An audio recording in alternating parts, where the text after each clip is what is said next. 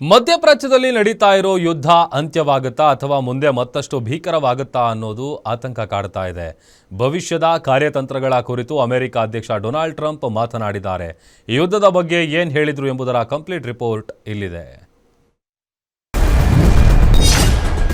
34ನೇ ದಿನಕ್ಕೆ ಕಾಲಿಟ್ಟ Iran Israel war. ಬಹರೇನ್ನ ಅಮೆರಿಕದ ಸೇನಾ ನೆಲೆ ಉಡೀಸ್. ಇರಾನ್ ಡಿಫೆನ್ಸ್ ಸಿಸ್ಟಮ್ ಮೇಲೆ ಅಮೆರಿಕ ದಾಳಿ.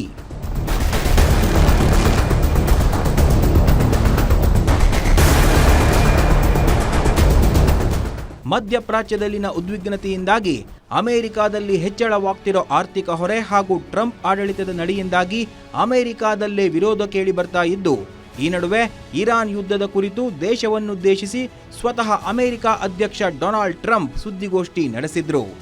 ಇರಾನ್ ಮೇಲಿನ ಕಾರ್ಯಾಚರಣೆಯು ಅಂತಿಮ ಹಂತ ತಲುಪಿದೆ. ಅಮೆರಿಕ ತನ್ನ ಮಿಲಿಟರಿ ಗುರಿಗಳನ್ನ ಬಹುತೇಕ ಸಾಧಿಸಿದೆ ಅಂತ ಘೋಷಿಸಿದ್ದಾರೆ. ಇರಾನ್ನ ಸೇನಾ ಸಾಮರ್ಥ್ಯವನ್ನ ಸಂಪೂರ್ಣವಾಗಿ ನಾಶಪಡಿಸಿದ್ದೇವೆ.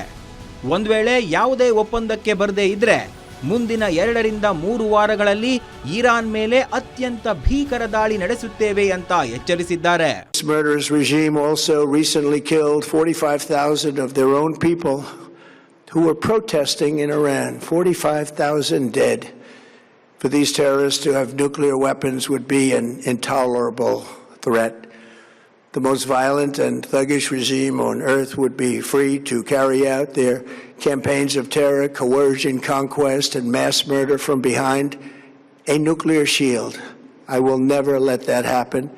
ಇನ್ನು ಯುದ್ಧ ದಿನದಿಂದ ದಿನಕ್ಕೆ ತೀವ್ರ ಸ್ವರೂಪ ಪಡೆದುಕೊಳ್ತಾ ಇರೋದ್ರಿಂದ ಜಗತ್ತಿನ ಹಲವು ದೇಶಗಳ ಮೇಲೆ ನೇರ ಅಥವಾ ಪರೋಕ್ಷ ಪರಿಣಾಮ ಬೀರುತ್ತಿದೆ.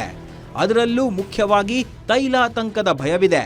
ಆದರೆ ಅಮೆರಿಕಕ್ಕೆ ಸಮುದ್ರ ಮಾರ್ಗದಿಂದ ತೈಲ ಅಗತ್ಯವಿಲ್ಲ. ತೈಲಕ್ಕಾಗಿ ಹಾರ್ಮುಜ್ ಜಲಸಂಧಿಯನ್ನ ಅವಲಂಬಿಸಿರೋ ಇತರ ದೇಶಗಳು ಈ ಮಾರ್ಗವನ್ನ ನೋಡ್ಕೊಳ್ಳಿ, ಅದನ್ನ ಪಡೆದುಕೊಳ್ಳಿ ಅಂತ ಟ್ರಂಪ್ ಹೇಳಿದ್ದಾರೆ. ಹಾರ್ಮುಜ್ ಜಲಸಂಧಿಯ ಅಗತ್ಯವೂ ನಮಗೆ ಇಲ್ಲ, ಯಾರಿಗೆ ಅಗತ್ಯ ಇದೆಯೋ ಅವರು ನೋಡಿಕೊಳ್ಳಲಿ ಅಂತ ಬೇಜವಾಬ್ದಾರಿತನದ ಮಾತನ್ನ ಟ್ರಂಪ್ ಆಡಿದ್ದಾರೆ.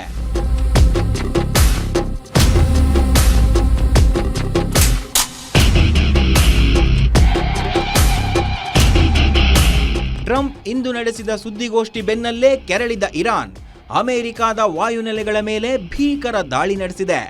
ಇರಾನ್ ದಾಳಿಗೆ ಜೋರ್ಡಾನ್ ಸೇನಾ ನೆಲೆ ಸಂಪೂರ್ಣ ಧ್ವಂಸವಾಗಿದೆ. ಇದರೊಂದಿಗೆ ಬಹರೇನ್ನಲ್ಲಿರೋ ಅಮೆರಿಕದ ಸೇನಾ ಕಚೇರಿ ಮೇಲೆ ಕ್ಷಿಪಣಿ ದಾಳಿ ನಡೆಸಿ ಪ್ರತೀಕಾರ ತೀರಿಸಿಕೊಂಡಿದೆ. ಈ ದಾಳಿಗೆ ಪ್ರತಿಯಾಗಿ ಅಮೆರಿಕ ಇರಾನ್ ಡಿಫೆನ್ಸ್ ಸಿಸ್ಟಮ್ ಮೇಲೆ ದಾಳಿ ನಡೆಸಿದೆ. ಇರಾನ್ನ ಕಮಾಂಡ್ ಮತ್ತು ಕಂಟ್ರೋಲ್ ಕೇಂದ್ರಗಳು, ಬ್ಯಾಲಿಸ್ಟಿಕ್ ಕ್ಷಿಪಣಿ ತಾಣಗಳು ಮತ್ತು ಶೇಖರಣಾ ಬಂಕರ್ಗಳು ಸೇರಿದಂತೆ 12,300ಕ್ಕೂ ಹೆಚ್ಚು ಇರಾನಿನ ಗುರಿಗಳ ಮೇಲೆ ಇದುವರೆಗೆ ದಾಳಿ ಮಾಡಿದ್ದೇವೆ ಅಂತ ಯುಎಸ್ ಮಿಲಿಟರಿ ತಿಳಿಸಿದೆ. ಈಗಾಗಲೇ ನಾವು ದೊಡ್ಡ ಮಟ್ಟದಲ್ಲಿ ಗೆಲುವು ಸಾಧಿಸಿದ್ದೀವಿ. ಇರಾನ್ನಲ್ಲಿ ಅಮೆರಿಕ ತನ್ನ ಎಲ್ಲ ಮಿಲಿಟರಿ ಉದ್ದೇಶಗಳನ್ನು ಸಾಧಿಸೋ ಹಂತಕ್ಕೆ ಹತ್ತಿರದಲ್ಲಿದೆ. ಸಾಧ್ಯವಾದಷ್ಟು ಬೇಗ ಕಾರ್ಯಾಚರಣೆ ಕೊನೆಗೊಳಿಸುವುದಾಗಿ ಅಮೆರಿಕ ಅಧ್ಯಕ್ಷ ಟ್ರಂಪ್ ತಿಳಿಸಿದ್ದಾರೆ.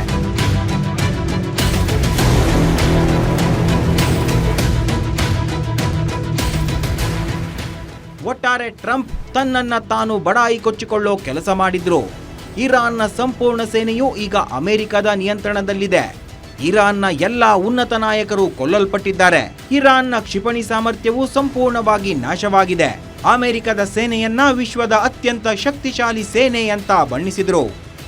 News desk, Guarantee News, Bengaluru.